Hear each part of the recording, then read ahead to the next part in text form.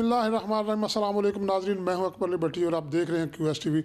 नाज़रीन, इस वक्त मेरे साथ जामिया तलीमुल कुरान के मुख्तरम जनाब हाफ़िज़ इमरान से मौजूद हैं। तो आज हम इनसे जानेंगे कि क्योंकि रमज़ान शरीफ की आमद है, तो इस सिलसिले में बहुत सारे ऐसे लोग हैं जिनको काफ़ी सारी चीज़ों का नहीं पता होता, तो इसलिए हमने ये प्रोग्राम किया है। तो हम इनसे जानेंगे कि इसमें सबसे ज़्यादा अमल कैसा किया जाए जिससे हम हमारी बख्शिश का सबब बन सके। तो आइए हम नाज़रीन हम गुफ्तगू आगाज़ करते हैं। अस्सलाम वालेकुम आप साहब। जी वालेकुम सलाम वरहमतुल्लाहि वबरकातुहू। आप साहब, मेरा पहला आपसे सवाल ये है कि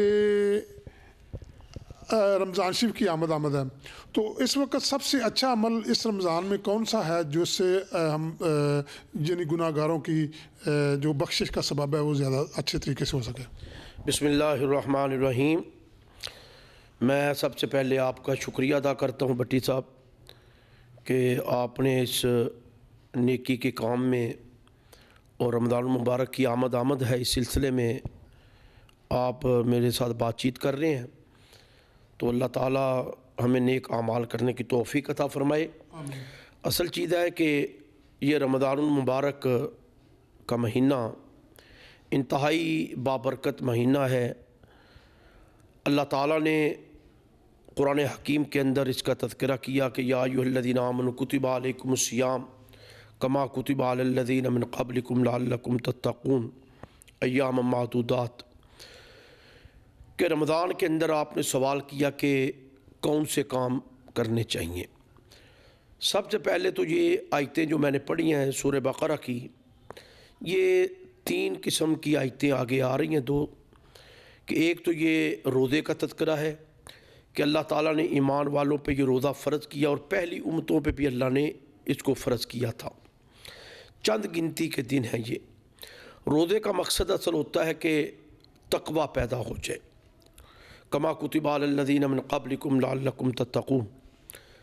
तक़वा होता है कि परहेज़गारी, अल्लाह का डर और खौफ, अल्लाह से रुजू और अल्लाह से ताल्लुक़ का एक इंतहाई आला दर्जा है कि इंसान अपने दिल के अंदर डर पैदा करे। डर ऐसा होता है भट्टी साहब कि अल्लाह से डरते हुए नेक आमाल भी करता है और गुनाहों से बचना भी होता है। कि जब तक बंदा अपने अल्लाह को दिल में नहीं रखता ना, तो डर पैदा नहीं होता। तो आगे कुरान ने तज़किरा किया है इस चीज़ का कि शहरु रमज़ान अल्लज़ी उन्ज़िला फ़ीहिल कुरान, कि एक तो इसके अंदर अल्लाह ने कुरान उतारा है। रमज़ान के अंदर रोज़ा भी है और कुरान उतारा है। ये नुज़ूल कुरान का ये महीना है। और तीसरे नंबर पर जो आयत आई वइज़ा सालका इबादी अन्नी फ़इन्नी करीब, कि मैं लोगों के करीब हूँ। अल्लाह कहता है कि मैं लोगों के बिल्कुल करीब हूँ। उजीबु दावत दाई इज़ा दान, जब भी मुझे कोई पुकारने वाला पुकारता है तो अल्लाह कहता है मैं उसकी पुकार को कबूल करता हूँ। तो इससे हमें एक पता चला कि दिन में रोज़ा रखना है, रात कुरान पाक का क़ियाम, ये कुरान पाक पढ़ना है क़ियाम लैल के अंदर, ये तज़किरा आ गया। और एक तौबा मांगना, अल्लाह से गुनाहों की तलाफ़ी करना, अल्लाह की तरफ रुजू करना, ये तीसरी आयत से हमें पता चल गया। असल चीज़ है कि अल्लाह ताला की ये बहुत बड़ी नेमत है रमज़ान का महीना। देखें जी, सिर्फ भूखा प्यासा नहीं रहना। रमज़ान रोज़े का मकसद क्या है? रोज़े का सौम का माना है रुकना।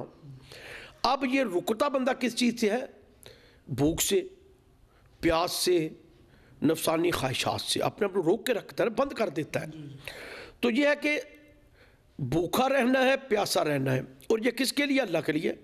देखिए कि बंदा अपने कमरे में बैठा हुआ है, अंदर बैठा हुआ है, कोई इंसान नहीं उसे देख रहा, तो अब ये भूख काट रहा है। अगर वो खा लेगा, कोई चीज़ चख लेगा, पानी का घूंट पी लेगा, तो कोई तो नहीं देख रहा ना। लेकिन ये जितना अमल कर रहा है भूख और प्यास था, ये किसके लिए कर रहा है? अल्लाह के लिए। कि उसका नज़रिया है कि अल्लाह तो देख रहा है ना, मैं अल्लाह के लिए कर रहा हूँ। ये डर है, ये खौफ है कि मुझसे नाफरमानी अल्लाह की ना हो जाए।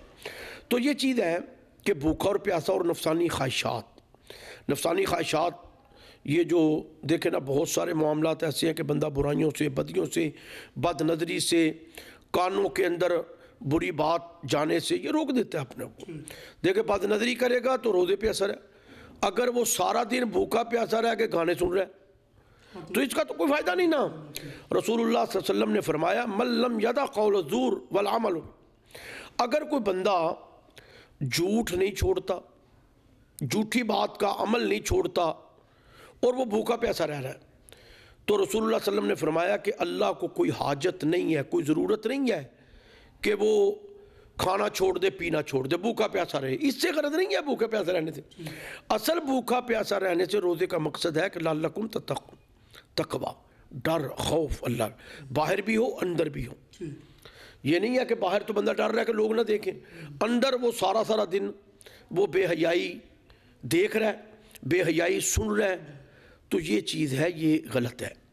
इससे रोज़ा नहीं होता, रोज़े पर असरात पड़ते हैं। ये गलत है कि बंदे ने हर किस्म की चीज़ जो अल्लाह की नाफरमानी वाली है उसे छोड़ देना है। तो ये रोज़े का मकसद है। रसूलुल्लाह सल्लल्लाहु अलैहि वसल्लम ने फरमाया मन साम रमदान ईमान व इहतिसाबन गुफिर लहु मा तक़द्दम। मिलेगा क्या? आपने पूछा ना, सवाल किया कि मिलेगा क्या, इसका फ़ायदा क्या है और अमल क्या है।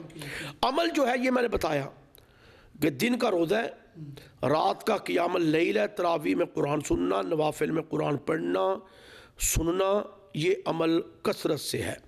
तीसरे नंबर पर दुआ, अपने अल्लाह से ताल्लुक़ को कायम करना है और मांगते रहना है, तौबा, इस्तिग़फ़ार, या इबादी अल्लज़ीना असरफ़ू अला अनफुसिहिम ला तक़नतू मिन रहमतिल्लाह इन्नल्लाह यग़फ़िरु ज़ुनूब जमीआ। अल्लाह के रहमत से नाउमीद नहीं होना, मांगते रहें मांगते रहें मांगते रहें, ये अल्लाह की मर्ज़ी है, ठीक है ना जी। लेकिन अल्लाह सुनता भी है, अल्लाह जवाब भी देते हैं, अल्लाह देता भी है। तो इस नज़रिए पे हमें आना है। फिर ये जो मैंने हदीस पढ़ी कि रसूलुल्लाह सल्लल्लाहु अलैहि वसल्लम ने फरमाया मन साम रमदान ईमान व इहतिसाबा, कि वो अल्लाह पर ईमान रखते हुए रोज़ा रख रहा है और सवाब की नीयत अल्लाह पे रखते हुए कि अल्लाह मुझे अजर देगा, अजर का इरादा रखते हुए वो ये रोज़ा रख रहा है, तो इस पर क्या मिलेगा? गुफिर लहु मा तक़द्दम मिन ज़ंबी, अल्लाह उसके सारे पिछले गुनाह मुआफ़ कर देगा। एक दूसरी इसी रवायत में लफ्ज़ आया कि वमन क़ाम रमज़ान, रमज़ान के अंदर जिसने क़ियाम किया, यानी इबादत की, इबादत फ़र्ज़ भी है, अब आगे इबादत नवाफिल के अंदर भी है, जिस तरह तरावी है, रात को तहज्जुद की नमाज है।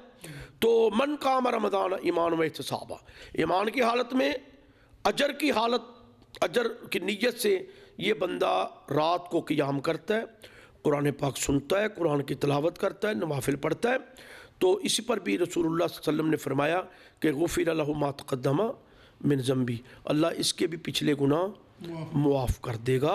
तो असल चीज़ है कि अपने आप को बुराइयों से रोकना और कसरत तलावत की, कसरत नवाफिल की, कसरत अल्लाह ताला से मांगने की, इस पर बंदे को आना चाहिए। तो ये रोज़े का मकसद है, ये क़ियामुल लैल का मकसद है।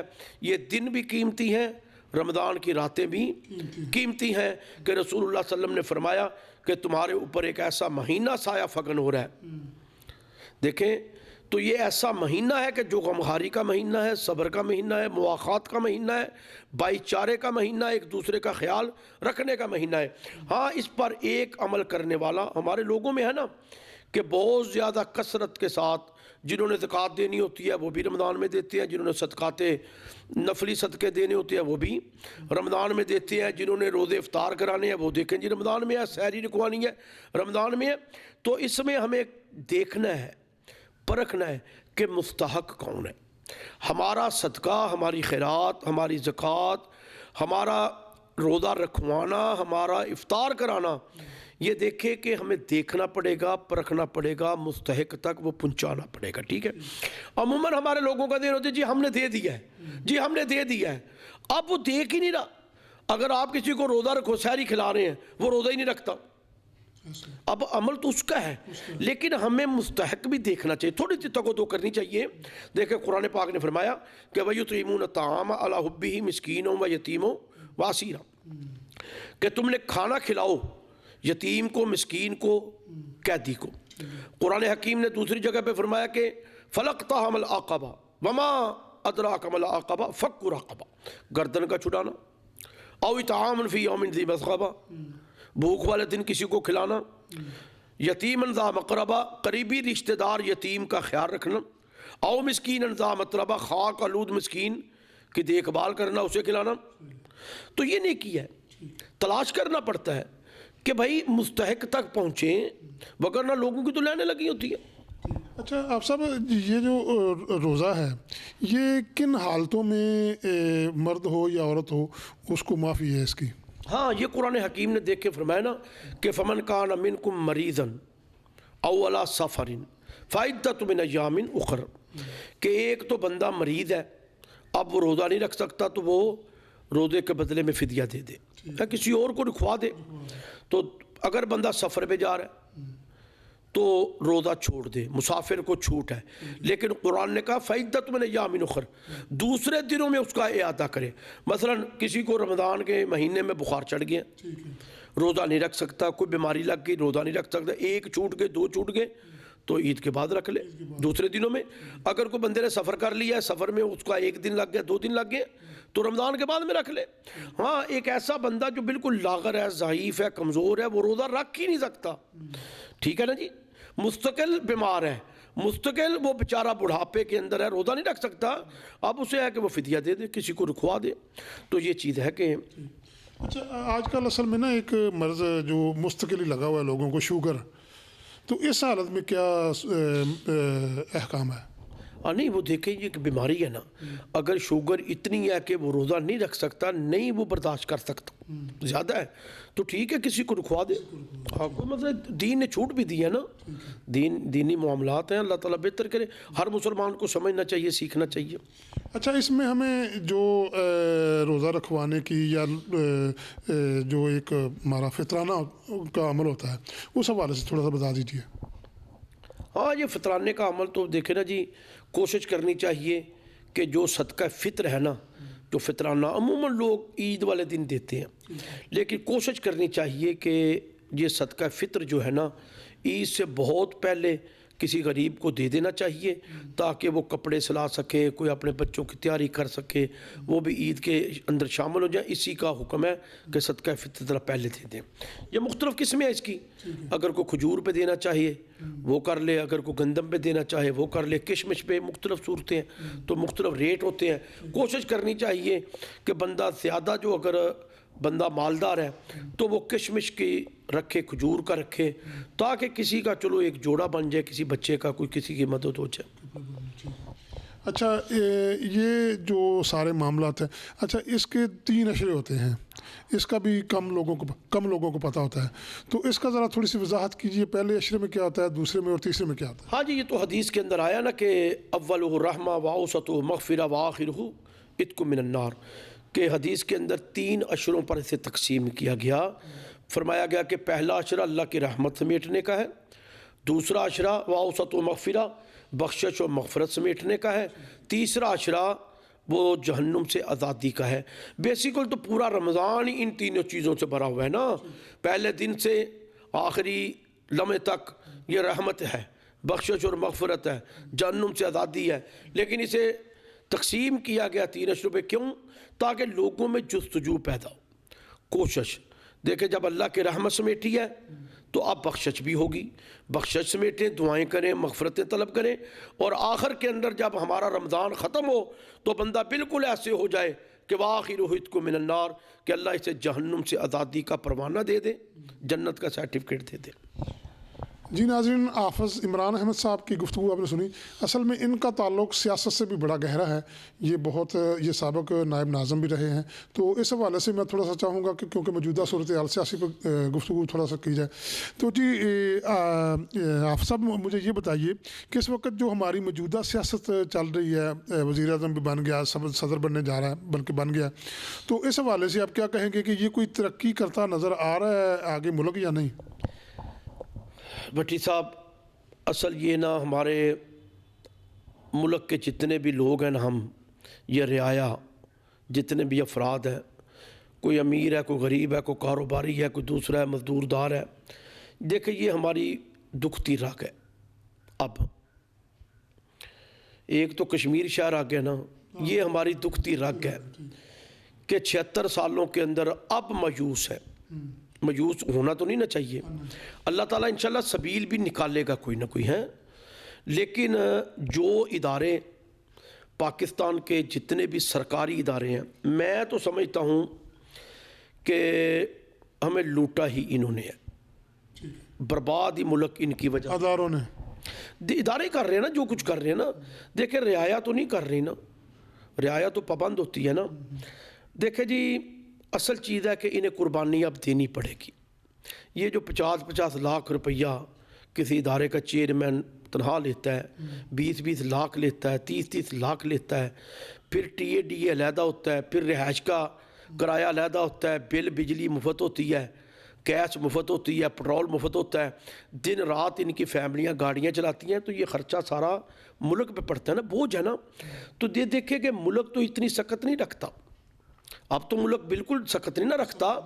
تو نظر تو یہی آتا ہے کہ کیا یہ ملک غیر ممالک سے مانگنے کے لیے بنا تھا, بھیک مانگنے کے لیے بھکاری ملک ہے. تو یہ ہمیں بھکاری کس نے بنایا ہے ملک کا؟ اگر وزیر اعظم مانگنے نکل جاتا ہے نا, تو یہ بھکاری کس نے بنایا ہے؟ انہی لوگوں نے اس نہج پہ پہنچایا ہے. تو اب انہیں چاہیے کہ خدا را کچھ سوچیں, نیچے چھوٹے سے بچے سے لے کر بڑے بوڑھے بندے تک, مرد سے لے کر عورت تک, میرا حال ہے سب اب خلاف ہو چکے ہیں اس کے. یہ تازہ ترین الیکشن آپ نے دیکھا کہ کثرت کے ساتھ لوگوں نے ووٹ ڈالا ہے ان اداروں کے خلاف, اس سوچ کے خلاف, کرپشن کے خلاف, بے ایمانی کے خلاف, بددیانتی کے خلاف, اور ان کے یہ ٹی اے کے خلاف, اور ان کی یہ کرپشن کے خلاف. دیکھیں نا مذاق ہی ہو گیا نا ہمارے ملک کے ساتھ کہ اب تو بچے جو ہے نا کہ کسی سے کہنا کہ پاکستان کا قومی کھیل کیا ہے, تو بچے بھی مذاقاً کہتے ہیں کرپشن. یعنی یہ ملک اوورحال بدنام کر دیا گیا ہے پوری دنیا کے اندر. تو یہ ہمارے لیے انتہائی خطرناک بات ہے, لیکن پھر بھی امید کی کرن ہمیں دکھائی دے گی انشاءاللہ. یہ پاکستان برباد ہونے کے لیے نہیں بنا, انشاءاللہ اللہ تعالیٰ کوئی سبیل نکالے گا. اچھا, اکثر لوگوں سے یہ سنا ہے کہ آئین اور قانون کی بالادستی جو ہے نا وہ ہونی چاہیے, لیکن آپ مجھے یہ بتائیں کہ یہ الیکشن ہوا, الیکشن کے بعد جو ہو رہا ہے, آپ کیا سمجھتے ہیں کہ یہ اس میں آئین اور قانون کی کوئی بالادستی ہے؟ جیسا کہ ایک پارٹی کو اس کی مخصوص نشستیں بھی نہیں دی جا رہی, اس کے علاوہ اور بھی بہت ساری ایسی چیزیں ہیں جو ہو رہی ہیں, تو اس حوالے سے ذرا تھوڑا سا بتا دیں. بٹی صاحب, سب سے پہلے تو یہ ہے کہ جو ہم دیکھ رہے ہیں نا, قانون بنانے والے ہی قانون پہ عمل نہیں کرتے, قانون بنانے والے ہی قانون توڑتے ہیں نا. تو میں سمجھتا ہوں کہ آئین قانون ہمارے ملک میں کوئی حیثیت نہیں رکھتا, یہ دیکھ لیا ہے. آئین قانون کوئی حیثیت نہیں رکھتا, اور کسی کی عزت کوئی حیثیت نہیں رکھتی, کسی کی دولت, کاروبار, فیکٹری کوئی حیثیت نہیں رکھتی. یہ جب چاہیں اسے نیست و نابود کرتے ہیں. دیکھیں نا یہ تماشا ہوتا ہے نا کہ یہ جس عورت کی چاہیں عزت بنانا یا اچھالنا, یہ اچھال رہے ہیں نا. ساری ماں بیٹیاں, ساری ہماری بیٹیاں ہیں. تو یہ کیا تفریق ہے؟ جسے یہ چاہیں گے اس کی عزت قائم ہوگی, جسے چاہیں گے نہیں ہوگی. تو یہ اصل میں قانون کی پاسداری میرا خیال ہے ملک میں نہیں ہے. اگر آئین اور قانون کی پاسداری ہوگی تو وہ ملک اچھے ہیں. ہم بحیثیت مسلمان دیکھیں نا کہ ہم نے اپنا سارا کوئی یورپ کو دے دیا, وہاں تو سکون ہے, سہولتیں ہیں. پچھلے دور میں کچھ سہولتیں تھیں کہ میں کہتا تھا کہ حکومت کی طرف سے پبلک کو کچھ ملا ہے, مثلا صحت کارڈ کی شکل میں, احساس پروگرام کی شکل میں, لنگر خانوں کی شکل میں. آپ مذاق اڑائے ہیں, کچھ لوگ کہتے ہیں نا کہ لنگر خانے کیا منگتا, بھائی وہ لنگر خانہ غربا کے لیے نا, ایک پراپر جگہ ہے نا, پراپر عزت کے ساتھ بیٹھنا ہے نا. جی عزت کے ساتھ بیٹھنا نہیں, یہ دنیا میں ہر جگہ پر ہے نا. تو لیکن یہ چل تو رہا تھا نا. تو اصل چیز یہ ہے کہ ملک کچھ اوپر جاتا ہوا عزت والا معاملہ ہو رہا تھا نا پوری دنیا میں. تو بہرحال اللہ تعالیٰ بہتر کرے اس ملک کے لیے, اللہ تعالیٰ اچھے حالات پیدا کرے. جی آپ صاحب, ایک میرا بڑا اہم سوال ہے, وہ یہ ہے کہ اس وقت ہماری جو عدلیہ ہے اس حوالے سے, انصاف کے حوالے سے آپ کیا کہیں گے؟ بھٹی صاحب, ہم نے کیا کہنا ہے, پوری دنیا جانتی ہے کہ ہمارا کتنا نمبر ہے عدل انصاف کرنے پہ. جو معاشرہ عدل انصاف نہیں کرتا وہ تو تباہ ہے. اور میرا خیال ہے کہ ہمارے ملک میں یہ پہلے دن سے ہی عدل و انصاف کی دھجیاں بکھیری جا رہی ہیں. عدل نہیں مل رہا, انصاف نہیں مل رہا. اگر کوئی بیوہ انصاف لینے چلی جائے تو 20 سال تک اسے اس کا پلاٹ ہی نہیں ملتا. 40 سال کے بعد عدالت فیصلہ کرتی ہے کہ یہ اس کا ہے. جیسا کہ یہ رزیز ہزلی ذوالفقار علی بھٹو صاحب کا فیصلہ کیا گیا.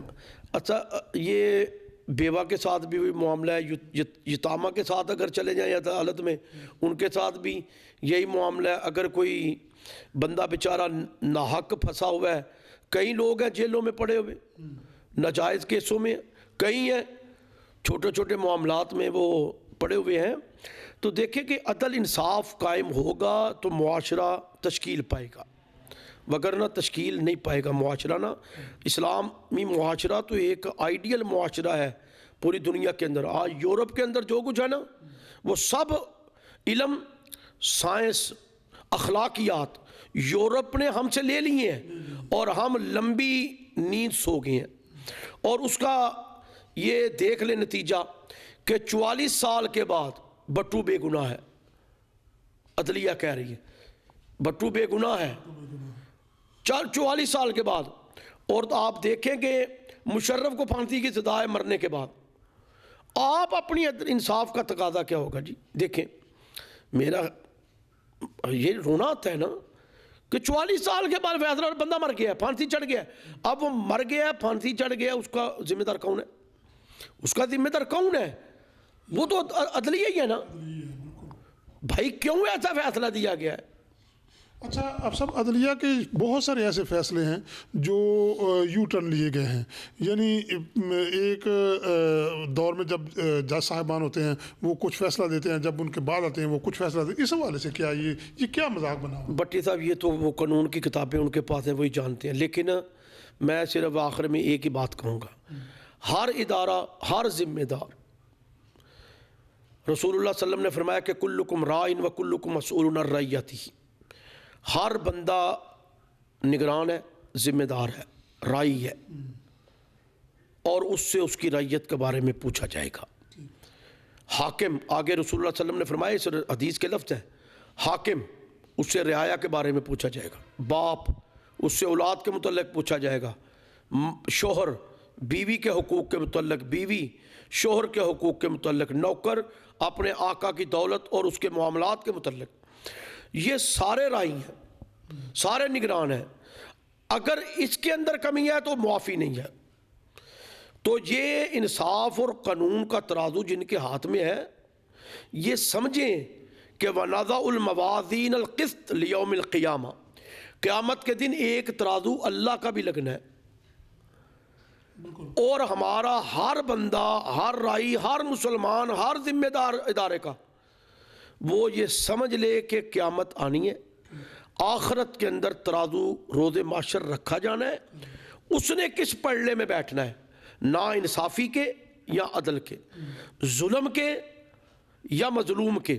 دیکھیں نا ظلم ہو رہا ہے اس ملک کے اندر, ظلم کر رہے ہیں, تو یہ ایک دن یہ ہونا ہے.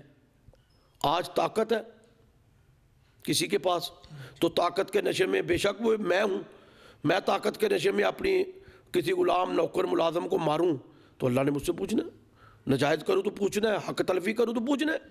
تو یہ تو ہے کہ قیامت کے دن ترازو لگنا ہے عدل و انصاف کا. اصل ترازو تو اللہ کا ہے اور اللہ عادل ہے, اللہ انصاف کرنے والا ہے نا, تو انشاءاللہ اللہ کرے گا. تو یہ سوچنا چاہیے ہمیں. جی ناظرین, آپ نے حافظ عمران احمد صاحب کی گفتگو سنی. ماشاءاللہ انہوں نے رمضان کے حوالے سے بہت اچھی ٹپس دی ہیں, اور سیاسی صورتحال کے حوالے سے بھی جو انہوں نے اپنا موقف پیش کیا وہ بھی اسی طرح ہی ہے. دیکھنا یہ ہے کہ ہم کس طرف چل رہے ہیں, ہمیں اپنی سمت کیا اختیار کرنی چاہیے, ہم کس طرح ٹھیک ہو سکتے ہیں. جب تک ہم یہ نہیں سمجھیں گے, سوچیں گے نہیں, دیکھیں گے نہیں ان چیزوں کو, تو پھر ہم کبھی بھی ترقی نہیں کر سکیں گے. سب سے پہلے آئین اور قانون جو ملک کا بنایا ہوا ہے اس کا ہم عزت و احترام نہیں کریں گے تو وہ کبھی بھی ہم آگے نہیں جا سکتے. اسی کے ساتھ ہی اکبر علی بٹی کو اجازت دیجیے. اللہ حافظ.